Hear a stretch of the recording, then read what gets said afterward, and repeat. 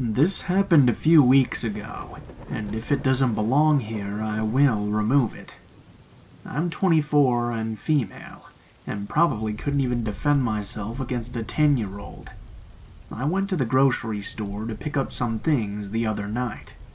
When I got to the register, there was a man helping bag my groceries while the cashier was checking me out. I was buying some dog treats, and he asked what kind of dog I had. I said a golden doodle. I have a golden doodle. My boyfriend has a German shepherd. He said, "OMG, me too." I didn't really get an off vibe from him, but he would just stare at me and never break eye contact at all. I chalked it up to him missing some social cues and just trying to be friendly. After I paid, he started pushing the cart for me out the door. This isn't uncommon. They typically help you take your things to your car. I have social anxiety, and I always feel very awkward and guilty about having them do that for me, so I always just say, "I'm good, but thank you so much." Every other time, they've said, "Okay, have a good one." When I said I'm good this time, the man said, "No, I've got it," very bluntly, and stared at me the whole time. I instantly started to get a bad vibe. It was about 8 o'clock at night, and barely anyone was there. "Well, my shift is over, so I'm walking to my car anyway," he said. Weird, because he didn't clock out, but maybe he had before. This was weird because he didn't clock out, but maybe he had before he did the last checkout. He was very talkative in the store, asking tons of questions about my dog and telling me about his, but when we got outside he barely said anything. I started asking questions about his dog because I felt anxious with the silence, but I really regret that. He took it as an interest. Immediately he said, "Well, if you give me your number, you can meet him," and just stared again. "Oh, I'm sorry, I don't give my number to strangers." I didn't want to say no because I have a boyfriend, because it seemed like he might get really angry over that. I don't know, it was just my gut feeling in the moment. We had loaded all the groceries into my truck, and I was thinking, thank God I can get out of here now. But no. The cart was between me and him. He was positioned on the driver's side, so in order to get to my door I would have to move past him. "Well, I gotta get home. My dog is waiting for his treats," I said. He just stared. I realized he wasn't going to move, and I was going to have to go past him if I wanted to leave. I looked around to see if anyone else was in the parking lot, in case he tried something, but there was no one. I started to get extremely nervous. He could push the cart into me, or just grab me himself. I've had a traumatic experience before, and my problem is that I don't have fight or flight. I'm one of those people that just freeze. Just like that, he walked away, pushing the cart to where they're returned in the parking lot. I took the chance to get in the car, and I locked the doors immediately. I wish I had left right then, but I needed a moment to breathe. I saw in my side mirror him getting into his car. I quickly put the car in drive and drove out. The exit is a stoplight, and just my luck it's red, and I'm turning left. I see his car right behind mine not 30 seconds later. I panicked at first, but then the thought came into my head. He said he's going home, so it's probably nothing. I only live about 2 minutes from the grocery store. I made the turn, and he was hanging back. I didn't put my blinker on for the next turn. He made it too. The next turn was a stoplight, and then the turn in from my road. As I get to the light, it's red again. I thought maybe I should drive to a police station just in case, but as soon as that thought came into my head, the light went green. My boyfriend and I only moved here 2 months ago, so I couldn't think in my head how to get to the station, and I'm terrible at using my phone whilst driving. I'm not even 30 seconds from the last turn onto our street. Our street is a dead end with only 4 houses on it. It's very long, and we're right at the end. No one would ever go down it unless they lived there or they were lost. I turn, and he makes the turn too. Fuck, I think. I literally just directed him right to my house.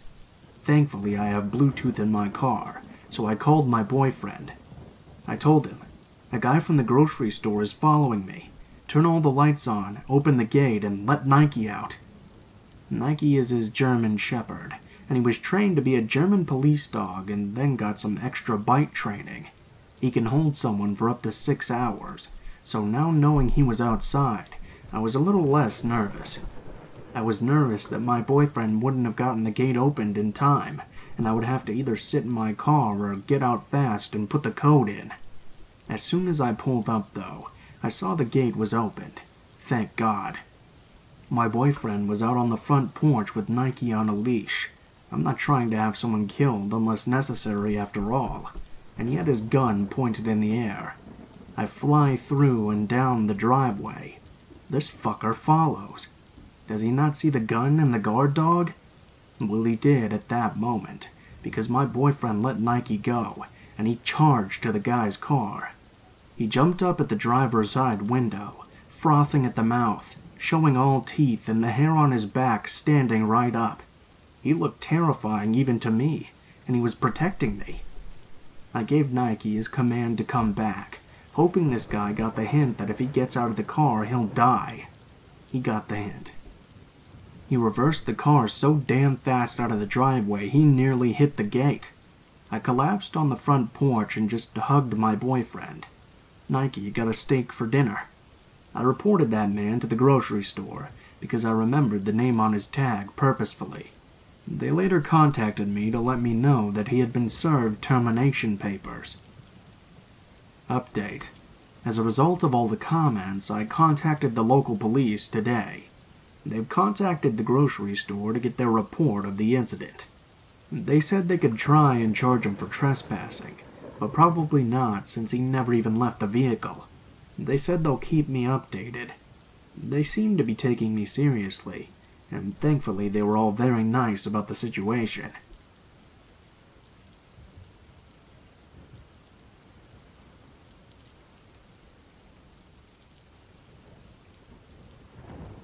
This happened within the last 24 hours.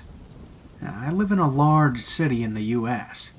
Like many people, I've taken it upon myself to try and get back in shape during the new year, so I've recently gotten into running and lifting 5 days a week. Yesterday was a run day for me. I usually start at my apartment and cross over to this long park that runs the river close by. The park is filled with sports fields, tennis courts, and many runners along the pathway. I've been going 2 to 3 times a week for just over a month now. I was on my run last night, listening to a podcast and minding my own business, when I decided to go a little further than I normally do. I went down to this longer stretch, where the park sort of ends for about half a mile, before it suddenly picks back up, kind of an area where they park equipment. Many people avoid this area due to not being waterfront and being kind of ugly. I decided to run to the end of this area before circling around back home. As I'm running, though, I see a man 200 or so feet ahead of me walking in my direction.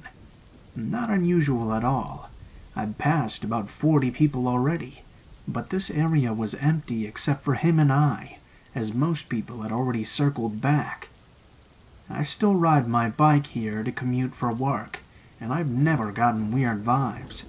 I'm also an average-built man, and feel pretty secure most places in my relatively safe neighborhood. I keep running, listening to my podcast, when I notice that the man's path is directly in line with me. If I continued 150 more feet, I'd run right into him. So I shift to the other side of the path, 10 or so feet away. I kept running, not paying attention. I look back up and he's in my path again. There's still no alarms yet. Maybe he shifted to get out of my way and we did that thing where we both went. So I shift back to the side I started on. I watch him. He shifts over to my side. Now I'm thinking this guy is fucking with me. I'm 50 feet away, and between there and 20 feet, I keep shifting more and more quickly. He follows me exactly to the point he's sidestepping instead of moving forward, waiting for me to reach him. At this point, I start to take his presence in. He's 6'3" at the shortest, in jeans and a black hoodie with the hood up. I couldn't really make out his face due to a streetlight behind him casting a shadow.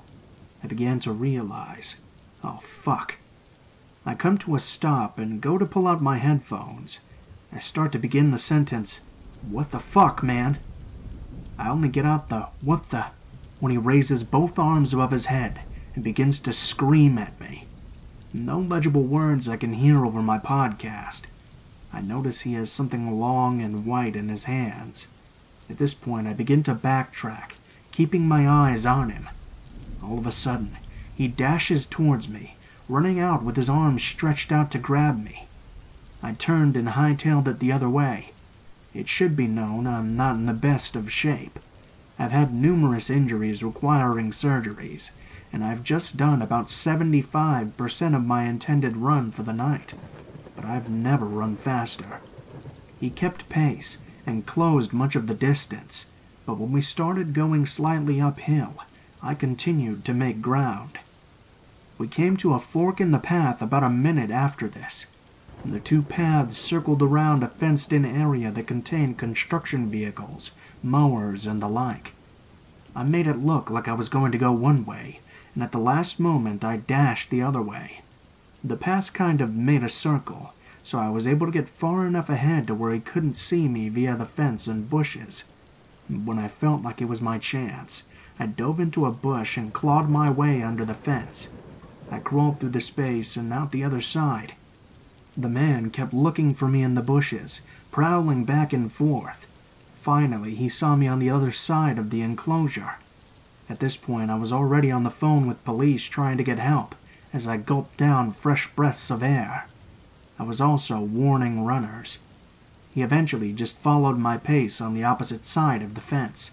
He kept ducking into darker areas around the enclosure, and eventually I completely lost sight of him. I began getting worried again and kept wandering around, warning the other runners while I waited on the cops. After about 15 minutes of not seeing him, I pieced the fuck out of there as the cops said they were close. The jog home was horrible, and any time a runner passed me by, I would have a mini panic attack. I was in shock and running off adrenaline the remainder of the night. I'm not really sure what happened or what was going on. It felt like it was from a movie. Today, I checked the Citizen app and Twitter to see if anything had happened. I'm not sure if it's related. It most likely isn't. But 5 hours after I called the cops, they pulled the body of a man out of the river a mile or two downriver from where the attempted attack occurred.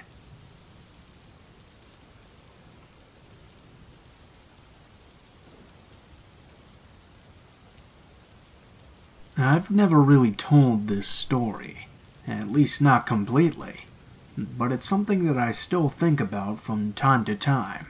It kind of haunts me. I used to work as a manager of a fast food place in a rather seedy part of a medium-sized city. I'd worked at the nicer location up until they decided to transfer me. There were rumors that the location I ended up getting sent to was going to be shut down, which did end up happening a few years after I finally left. Anyway, the point is, the place wasn't being well taken care of at all. The dining room was dated and old, and the owners were certainly not updating or maintaining the place very well. They were just barely maintaining the very basic safety requirements, and sometimes not even that. For example, I often worked the closing shift, which for this location at the time was about 4 p.m. to midnight. Between 7 p.m. and 11 p.m., it was me running the drive-thru and front counter all by myself, and one employee running the kitchen. At 11 p.m., that other employee would go home, and I was left by myself to tidy up and do the deposit between 11 p.m. and 12 p.m. This isn't really safe, and I'm not sure it was even entirely legal at the time. This was over a decade ago, though, so who knows. Just to provide a little context and background here, I'm a girl, but I'm not what you would consider small. I'm about 6 feet tall, and during this time, I think people would probably say I came across as more than a little stern. I was younger, but I'd already spent years working in fast food, getting treated like crap by customers, and having drinks and food thrown at me. The location I worked at was a swarm with junkies and drug dealers, just general scary behavior. All this is to say, I didn't get ruffled very easily, and I could take a lot of things in stride. However, on this night, I was working the night shift with a new guy. The new guy had probably been working there for no more than a few weeks. I'd worked with him a few times before, but never the closing shift, and from the first time I'd met him, I'd always gotten a very strange vibe from him. Again, I'm not someone who, at the time, got ruffled easily. Prior to this, I'd worked with a night janitor at the other location who'd had an Adderall addiction and rather unpredictable and scary rage problem.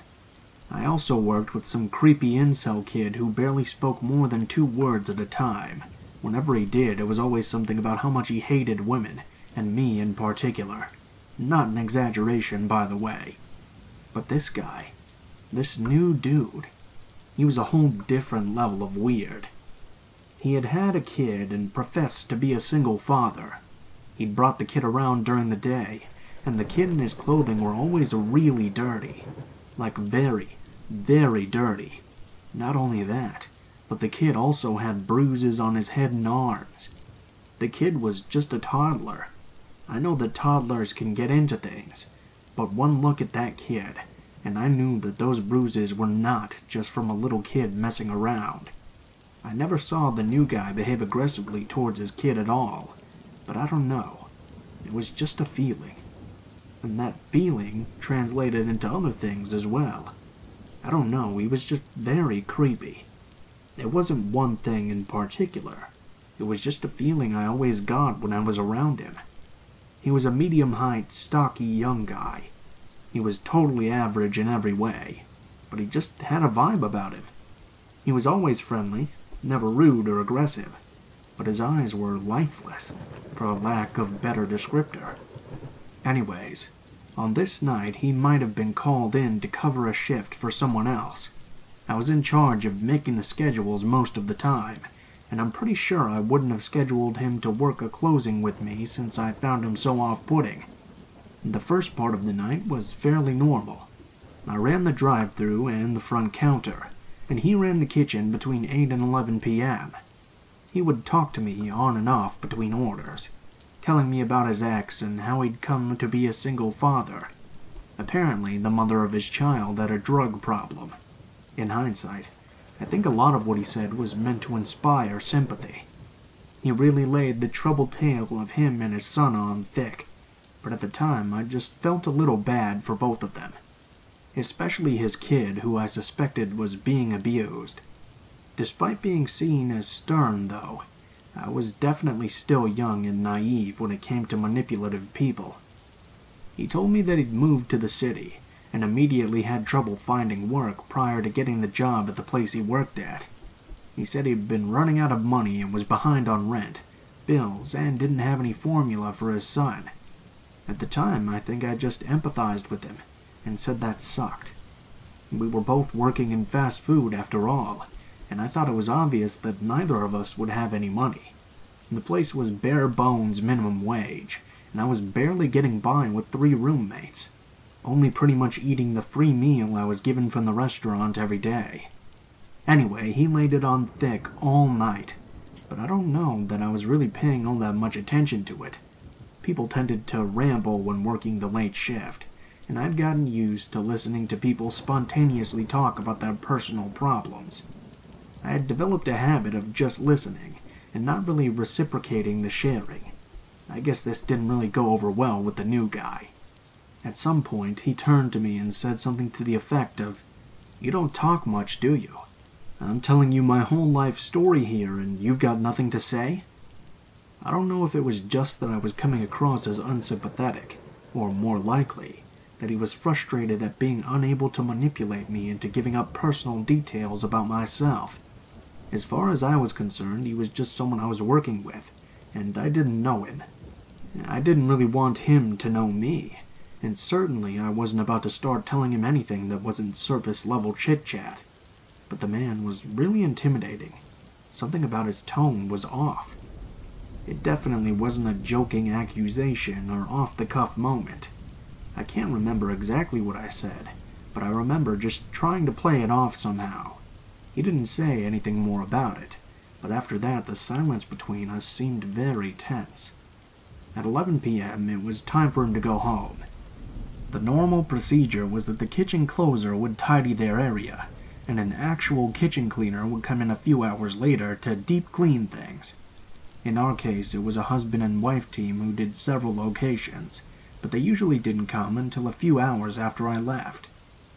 So, this guy was only tasked with a basic tidy, and then I would let him out, after which I would stay behind to prepare the deposit. But instead of this happening smoothly, this guy goes into the staff bathroom and stays there for a long time, almost 30 minutes or something. I didn't know what was going on, nor did I know exactly how to handle the situation. And it honestly never happened before. People usually couldn't wait to get out of there fast enough at the end of the night. Was he sick? Did he fall asleep? I didn't know, but I honestly just wanted to get my work done and go home. He finally emerged and quickly walked to the door and left. I was relieved. It was weird, but I just shrugged it off and hurried back to the office to get done what I needed to get done. Not 10 minutes later, I start to hear a banging at the back door of the restaurant. Loud, repeated banging. Normally, I would ignore this. The back door faced an alley and was right next to a street full of bars and pubs. People leaving the bars and pubs often got the idea that banging on the door would get them after-hours food service, because, well, they were drunk. This wasn't necessarily uncommon, so I just ignored it and kept hurrying to get things done. But the banging did not stop, and it somehow just seemed to get louder and louder, and even more urgent. Finally, I got up and went to look out the peephole to see who was there. At this point, I was definitely on edge, and this edginess swelled into a full-out anxiety attack when I see that it's the new guy standing at the back door. My first thought was to not open the door. I really didn't want to open the door, but I knew that he knew I was in there. What if he forgot something inside, like his house keys or his car keys or something? I was going to have to leave the building by that same door at some point, so there really seemed to be no escaping him. So reluctantly, and very stupidly, trust me, I know, I opened the door. What I opened the door to was quite frankly terrifying to me. He said he left his jacket, or his keys maybe, I can't remember, inside, and I told him to tell me where and I'd go get them. I didn't want him to come back in. If this had been any other person I worked with regularly, this would be no big deal. I'd let them back in, let them get whatever they'd left behind, and they'd take off. But I instinctively knew I didn't want this dude back inside the dark, empty restaurant with me. He wasn't having it. He pushed past me and said he'd get it himself. He then proceeded to shut himself in the bathroom again, and at this point I just panicked. Instead of just staying there by the door, which in hindsight I should have, I rushed back into the office. Stupid girl, that's me, had left some of the cash I was counting for the deposit out. Question: what dummy would answer the back door at night at all, and especially with the till out? Well, this girl, I guess. This dumb girl. I managed to stuff the cash in the safe and lock it before he came to find me. The office was dark. It was summer and the air conditioning was on full blast, but this dude was sweating a lot. I was taller than him, and I'm not a small girl, but somehow I just knew that he was about to hurt me. He was keyed up. I watched his eyes dart around the office, and I grabbed my jacket hanging on the hook next to me. I hadn't finished my deposit, but I was going home. I didn't care how much shit I got into in the morning for my work not being done. I smiled and told him that I was leaving, and that he could walk me out. I was really just trying not to show my panic. Whatever he had planned, I wanted to give him an out for him to rethink it. I smiled, grabbed my purse, and started to move towards the door. New guy who was standing in the doorway did not budge, though. He started talking about his son, about the money trouble they'd been having, and capped the whole story off with a request for a loan. From the tone of his voice, though, it was very clear this was not a loan. He was demanding money from me. He said he would pay me back as soon as he got paid, and that I'd really be helping him out. I didn't know what to do. He had me trapped. I wasn't leaving the office or the building unless he allowed it. But at this point, at least, I wasn't leaving without a fight. Something told me that despite my height difference, I wasn't going to win. So I gave him all the money from my wallet. $50, I think. And when I gave it to him, he said, "Thanks. You're really helping me and my son out. I won't forget it." But while he said that, he had no expression. No smile. No speech effect at all. He didn't seem grateful or even relieved. He had these dead eyes with arms limp at his sides. It was terrifying. To this day, I don't remember how I got him out the door. All I remember was shutting the door behind him, making sure the door was securely locked, and rushing into the office to burst into tears. I didn't finish my work, but I stayed in there until I could force myself to leave at the same door. I was sure he was going to jump me when I left. The thought never occurred to me to call the cops. I don't know why. I guess I just felt like nothing serious had happened. He asked me for money, and I'd willingly given it to him, despite the fact I felt I had no choice and had been scared shitless. I only saw him one more time after that, but neither of us ever mentioned that night again. I don't know why I didn't ask for the money back. I think I was embarrassed, or scared, or both. I don't know. I don't think I've ever told anyone in my life this story, or at least if I have, I left out the part where I gave him my money and never got it back. Pretty quickly after that, he stopped showing up to his shifts, and I never saw him again. I don't believe in throwing words like psychopath around.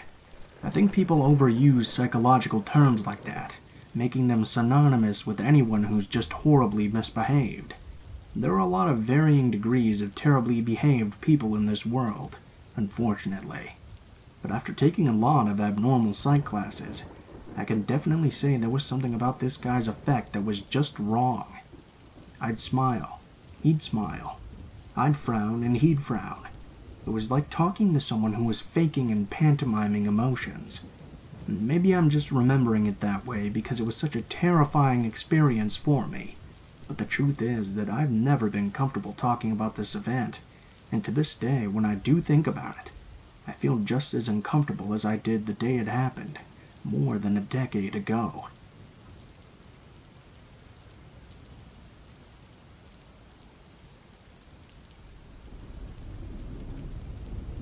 This happened between the ages of 13 and 16.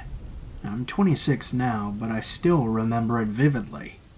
When I was in the 8th grade, my friend Jenny and I were messing around during PE, and our teacher was getting irritated that we weren't paying attention or doing what we were supposed to do, so he separated us.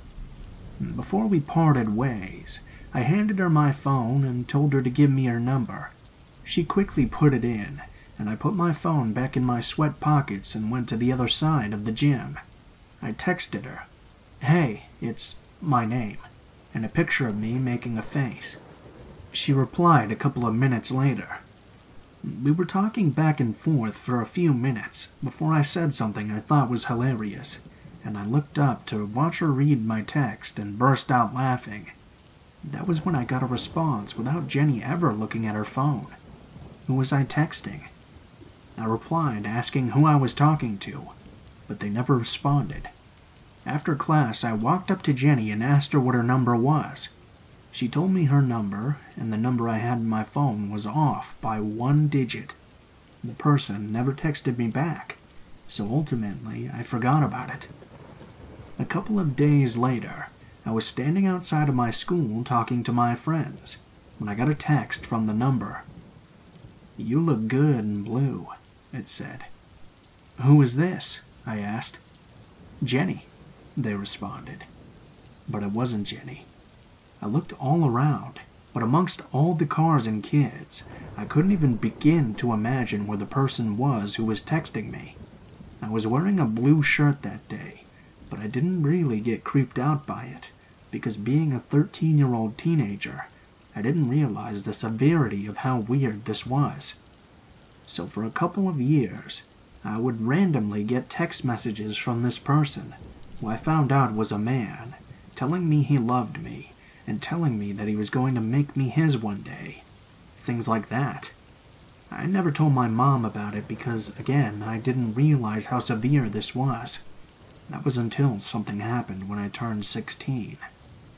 One day after school my sophomore year, I was sitting on my couch watching TV when my phone chimed.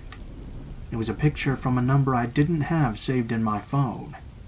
I opened it up, and it was a picture of a male's private area. I yelled "you" and threw my phone. A couple of seconds later, my phone chimed again. I picked it up, and it was a picture of a big Hispanic man coming from the same number. I showed my mom's boyfriend at the time, and he called my mom to come home. When my mom got home, I showed her the pictures and told her everything. Of course, she was angry at me for not telling her years ago when this all started. I just apologized. She told me it wasn't my fault, and we were going to go down to the police. So we get to the police station and file a report. The officer who shall remain unnamed, in short, did nothing. He ran the number and told us, "This number is from the town over, so it's technically out of our jurisdiction." My mom asked if we should go to the town over and file a report. He said no and that he would call him. This is how the conversation went between the officer and the man. "Hello, this is Officer blank from my town police department. Have you been sending pictures to a young girl?" "No habla inglés." "Oh, okay, sorry." That was it.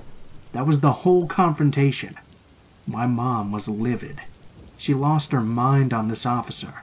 I don't even remember most of what she said, except for that it was very loud, there was lots of cussing, and the officer got scared.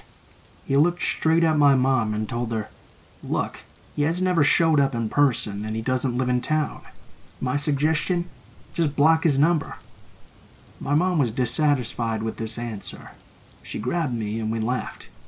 We were going to the next town over's police department. Yes, he was right. We had never seen him in person, but he had seen me. He knew things like where I was and what I was wearing, and he'd been texting me for years. On the way to the police department, he called. My mom pulled over and grabbed the phone out of my hands. "Hello?" "Hello, where is my name?" "This is her mother, you sick fuck." He started laughing, and then he told her, "She's mine. I'm gonna take her away from you and make her my wife, and you can't stop me." My mom started screaming, "I'll fucking kill you, you coward." The whole time he just laughed at her, while my mom yelled and I started crying. After he hung up, my mom called the police again, and they told us there was nothing they could do, and to just block him.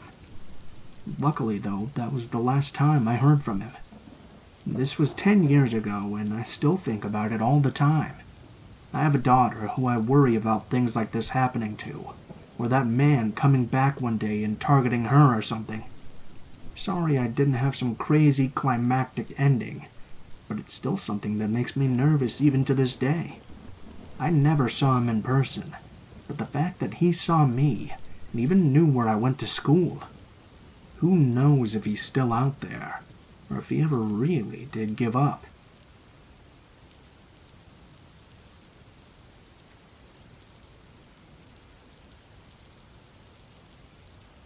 Hi, y'all.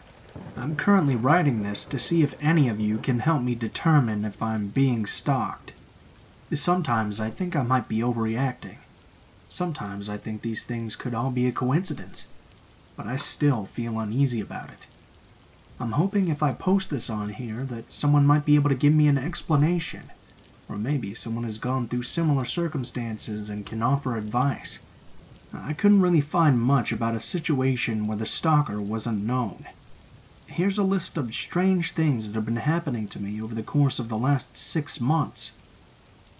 Number 1. The first thing that happened to me was a message received by a family member, or so I thought. I got a message through Facebook from a great aunt. I don't talk to her often, but she's pretty close with the other members of my family that I'm close to. I wasn't surprised that she would decide to reach out. I recently graduated college, so she asked me what I was up to now. Questions about my job, where I live, my boyfriend. I answered all of her questions as detailed as I could, and tried having a good conversation with her. I gave a brief area of where I live within the city, but obviously I didn't give my address because she wouldn't need that for anything. But I talked to her for a few days, while she continued to ask about my personal life. Out of the blue, I tried sending another message to her, but the messenger app wouldn't let it go through. I'm not sure why I couldn't send the message at the time. I assume maybe she deleted her account because it got hacked, or she just decided to stop using social media. I had seen this happen before once. My uncle had an account that got hacked, and so people were getting weird links in Messenger from him. He decided to just straight up delete it. And then he made another account and things were fine. I chalk it up to just that and move on. Then, a couple of months later, I'm scrolling through my messages on the Messenger app, and I see those old messages. They're faded though, like Facebook is showing the account is no longer around. I figured I wouldn't need them anymore, so I decided to delete them. Then I decided to keep scrolling down and delete other messages that I didn't need anymore. This is when I stumble on another account with the same great aunt's username. I got confused. I wondered if maybe she made a new account. But then I looked at the messages and realized she had sent me a happy birthday message a month before the other account messaged me, asking all about my life. I realized there were 2 different accounts in her name. I clicked on the happy birthday message and it brought up her account. There were pictures on there from over 10 years ago. I message her, and she tells me that she's always had that account and has never used another one. So I had told a bunch of personal details about my life to a fake account that was using her name. If it was a simple case of fraud, like they wanted to rip off my credit cards or something, then why did they not ask any questions or even hint at something like that? All they wanted to know was personal details about my life. Number 2. Fast forward a couple of months later, and I decide to rent a garage from my landlord, which is right next to my apartment building. I know, it's stupid that we have to rent a garage stall separate from renting our apartment. I start parking my car in it, and a few days after I start using it, I wake up one morning to find my garage door is open. For about the next month, I wake up, get ready, and go down to find my garage door wide open. This happens about once a week for a month. It's random days, and usually in the middle of the night it happens, so I don't notice it until I wake up in the morning. I also want to add that I haven't accidentally hit a button, and after this started happening, every time I closed my garage door, I would watch it go down to make sure it stayed down. I've ruled out most logical explanations. The third time I found my garage door open, I realized that the light on my rearview mirror inside my car was on, like someone had turned it on and gone through my car. The whole month this was happening, I never once found anything missing from my car or my garage. It hasn't happened now for 2 weeks. Number 3. My boyfriend at one point lost his keys. About 3 weeks ago, he was getting ready for work and realized his keys were gone. He ended up walking to work and had to leave our apartment door unlocked because he didn't have a key to lock up and I was already at work. When we got home that night, I made sure we looked all over the apartment to make sure nothing was missing, and also for his keys. Everything seemed fine. My boyfriend had found his keys in the garbage after looking for a little bit longer. I don't know how they could have gotten there, but somehow they did. After watching the TV for a few hours that night, I realized we hadn't checked the balcony. I went to check the balcony door. I couldn't see the lock on the door at first because our screen door is in front of the sliding glass one. I slide over the screen door, which doesn't lock, and notice right away that the lock is unlatched on the sliding glass door. I slid the door open a crack and peeked on the balcony because I got nervous. I couldn't see anything, so I closed the door and locked it. I just want to mention that my boyfriend and I have a rule to always lock that door. I've never left it open, unless it was in the summertime. I also want to mention that this is winter now, and we haven't opened that door in months. I know I didn't leave it unlocked. I know that these things could all be a coincidence, but it just seems odd to me. It makes me feel uneasy. I don't know if anyone has had similar experiences. I've read a lot about stalker situations, and learned about stalking in general while in school, so I know that victims oftentimes know their stalker. I honestly can't pinpoint a particular person, which is why I'm not sure what to think of this situation. If you made it through this story and have any advice at all, I'd be very appreciative, even if you think it's just nothing. I just don't know what to think.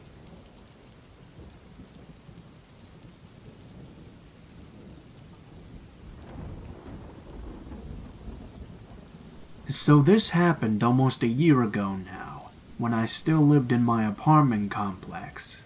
It was in a nice area, but it seemed to attract the weirdest people. Basically, I live at home with my mom and younger sister to attend college. Obligatory backstory. There was a neighbor in the building across from mine, an older, single woman named Susan. When me and my sister first moved in, we'd hang out near her building with a former friend, who's worthy of her own story to be honest, and so we developed a bit of a rapport with Susan. We'd bring her tea when she was sick and walk her dog for her. I was next-door neighbors with a different woman called Laura. Laura is a mother of 2 young kids, and she and her boyfriend like to sit on their balcony overlooking the parking lot and smoke deep into the late hours of the night. Well, one day, Laura was doing this at around 2 a.m. Laura texts my mom that there's been an incident. My mom tells me and my sister, we both tend to stay up pretty late, and we went to her balcony to see what was up. In the parking lot, we see a car that's halfway backed into another parked car, but almost at a side angle. Laura says the person who was in the car ran away as soon as they hit the other. The car, however, still remained. Still running, too. So, we're all wondering what the hell this is all about. My mom goes downstairs to the car to check for damage, when she sees a figure standing at Susan's building. It was a man we'd never seen before, and he was just standing there. Turns out the owner of the sideways car freaked out because he saw us looking, and claims literally, someone stole it and moved it out of the way so they could have my parking spot. The next morning, my mom texts Susan about the incident, as the sideways car was kind of blocking hers in. She says she knows what happened and has us come outside so she could tell us. She's standing with the man from the parking lot the night before. He introduces himself as Eric and says that he's seeing Susan. When we start talking, turns out he didn't actually know what had happened. He only saw someone running from the car, but that story's irrelevant now. Anyway, we get to talking, and apparently Susan had told him about our family, and that I'm studying to be a therapist. I confirm it, and he just lights up. He goes on and on about the similar work he's done, and thanks me for my service. He starts giving me names of places I can go to for shadowing hours, and resources for getting a job. Finally, he tells me to use his name for applying for jobs in the future. He'd get me a job at the psych center he apparently helped to found. I looked it up and could not corroborate. He was very insistent that I use his name. Next, he talks to my sister.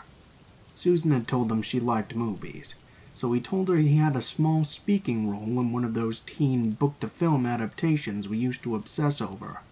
Of course, when we got home, we looked up his name, that he gave me, along with the movie title. Nowhere was he pictured in the film he gave us, or given any sort of credit for it. So we dropped the movie title and just looked up his name by itself.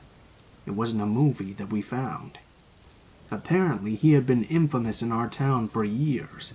Someone known as a child biter.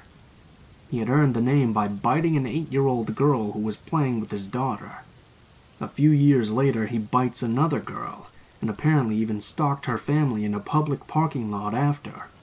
Another few years pass and he had a third victim. We're freaking out and texting Laura, who's kind of become our gossip buddy.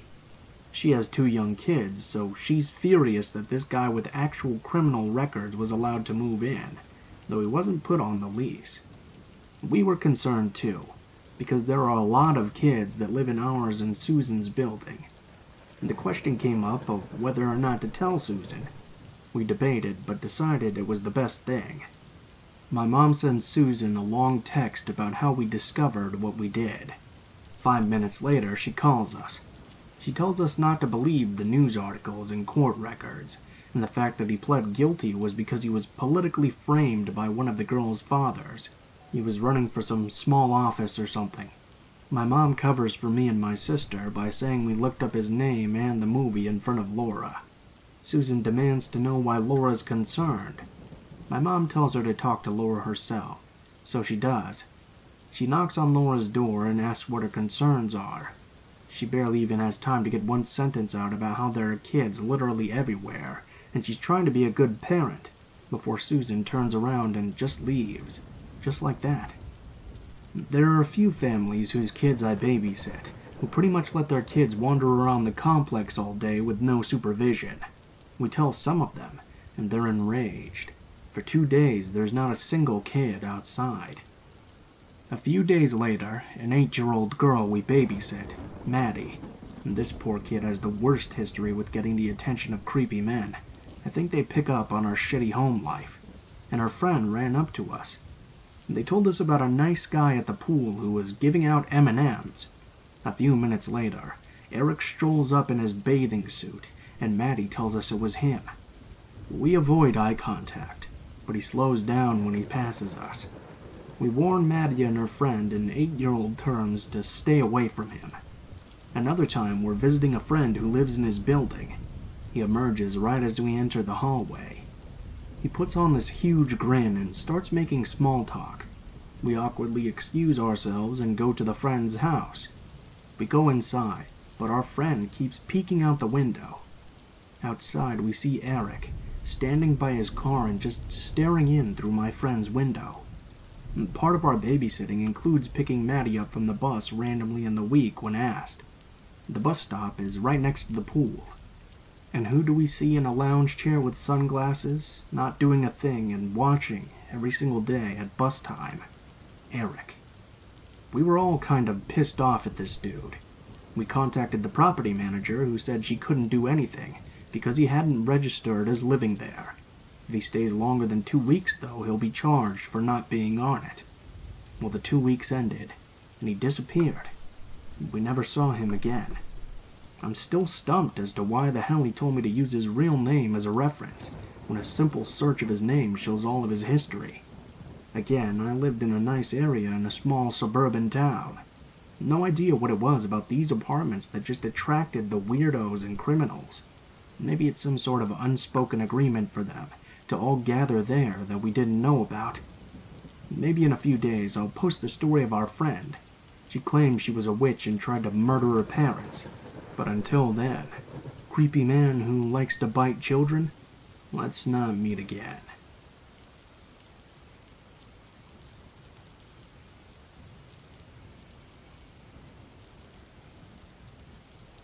This started when I was 13 and just discovering the internet, all the way back in 2002. I was one of those kids who chatted on message boards, our version of social media. Like many 90s kids, I was careful not to use my real name, and always used a handle. I've also never posted photos of myself. I frequented a smaller message board with maybe about 100 regulars, split into various different friend groups.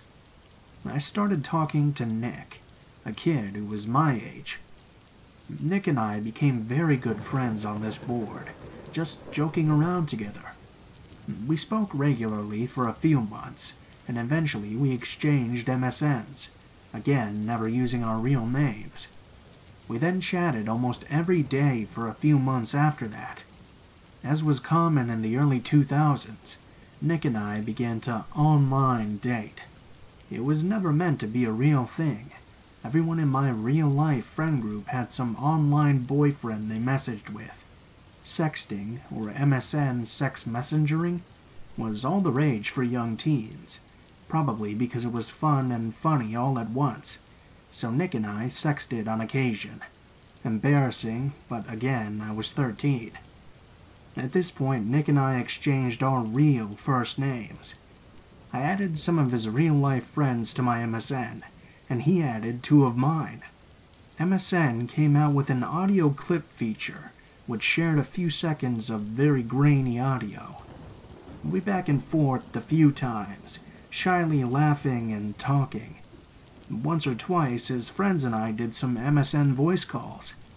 They all sounded like typical teenage boys, yelling over each other. Eventually, we each sent one photo of ourselves. He was a nerdy kid, just like I was. I remember it felt like a huge friendship milestone. We progressed one more awful step. When I was 14, I sent him a risky photo during one of our sexts.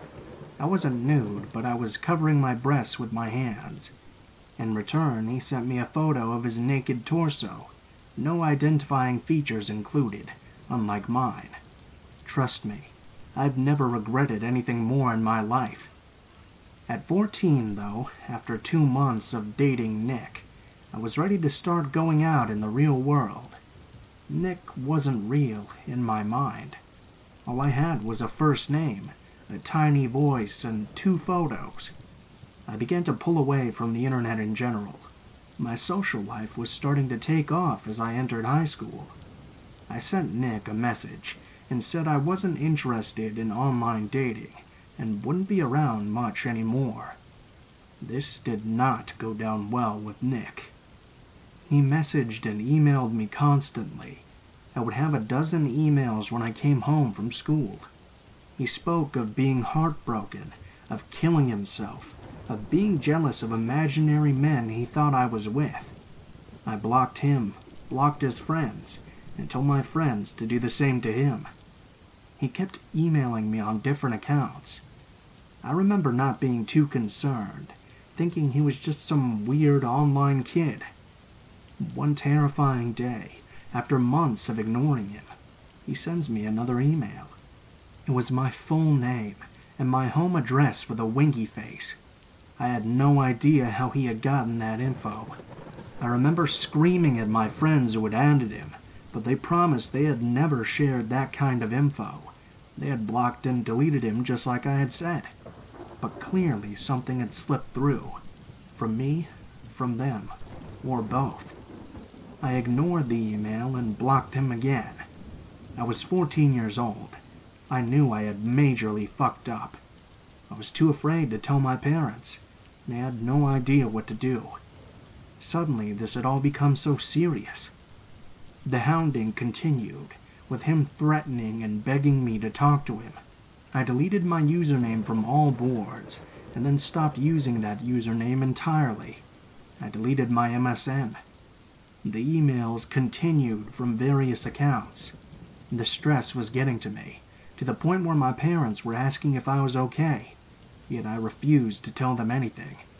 I thought it was all my fault. At this point, all emails started, or sometimes ended, the same way. I miss you every minute of every day. Fucking terrifying. Suddenly, the email stopped. Everything just stopped. Out of nowhere. There were 3 blissful years of silence. I hoped he had had his fun and finally moved on. 3 years is like a lifetime when you're a teenager, and by now it all just felt like a terrible dream. I had moved on too. At 17, I received an email on my new personal account that included my last name, as I was starting to work at that time.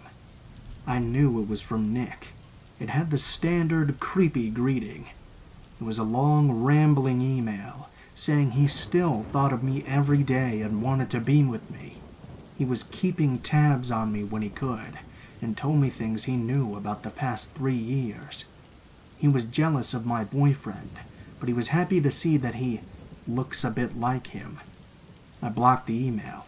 I deleted my private Facebook too, which had photos of my boyfriend and I. I begged my boyfriend to delete his, but of course he wouldn't. He thought I was being paranoid. We broke up and I started dating another guy. This time a new email, from a new account. I like your new guy better. He's very nice. A few emails followed, mostly rambling about his life and possibly visiting me across the country. Cue another round of me deleting my life from the internet. I deleted my email account this time too. Another year or so passed of silence. At this point I was 19. Social media was starting to take off. I was in college in another country.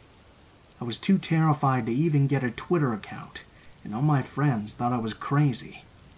One day I get an email from another new account. It's titled, "Remember these days?" Found this on my old computer. It was a copy and paste text of Nick and I graphically sexting, back when I was 13. A few emails follow saying how much he misses me. He mentions the risky photo I sent him when I was 14, and says he keeps it with him everywhere. He mentions the college I'm attending, and a few vague details about my life that could be pulled from friends' public accounts. This time, as much as I'm panicking, I'm also so angry. Who the fuck is this guy? Why is he doing this? I'm an adult now and I've had enough. Social media is taking off and it's getting harder and harder to hide when everything is on the internet, including full names. This had been going on for years, and I finally reached a breaking point. The problem is, I've deleted the entire stalking history. I have nothing, no proof beyond this one email.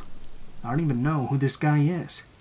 I try searching his name, his friends' names from what I can remember. Nothing.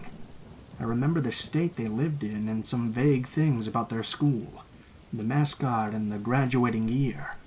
I try to find them on social media. There's nothing. They don't exist. I don't know if anything he told me was true. I vaguely remember what he looks like, but of course I have no photos. I go to the police, who tell me to start keeping a history, but at this time, of course, there's not much they can do. There's literally nothing I can do. I've never regretted anything more in my life than the choices I made at 13. There were a few days of emails, and then suddenly silence once again. A few years later, I graduated college, and I've started the job hunt.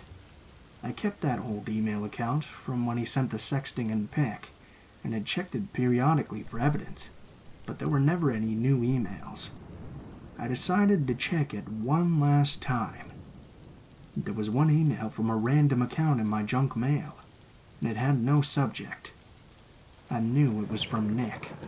I can read the first line of the email. "I miss you every minute of every day." It was a short email. In it, Nick spoke of mental illness, of being diagnosed and now receiving treatment for bipolar disorder. He said he got a girl pregnant while on a manic spree, and now wanted to be a good father, so he needed to let me go and focus on being healthy. He implied that if not for the kid, he would have followed me forever. He apologized for all the emails, and promised to never send me any more, or to keep up with me like he used to. He wished me well in life, signed a goodbye, and said he loved me always, and added a bunch of hearts. It's been almost a decade now, and I haven't heard from this man again. It's always in the back of my mind, though. I have no idea who he is, where he is, or if he's still tracking me. Despite having no social media with personal info, he could still track me whenever he felt like it, and that was terrifying. I guess this isn't a let's not meet, so much as it is a warning. People hear these stories and think they're old tales meant to scare kids, but they really do happen. You can never be too careful.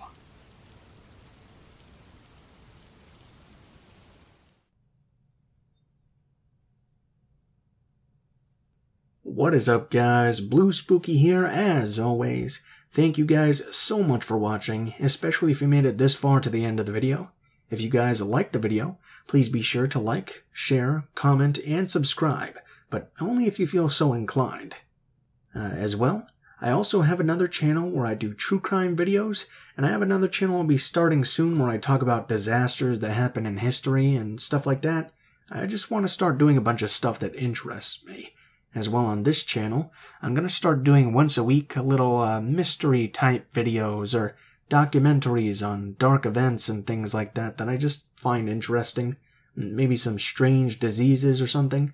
Who knows? But I'm sure it'll be very fun and you guys will enjoy it too.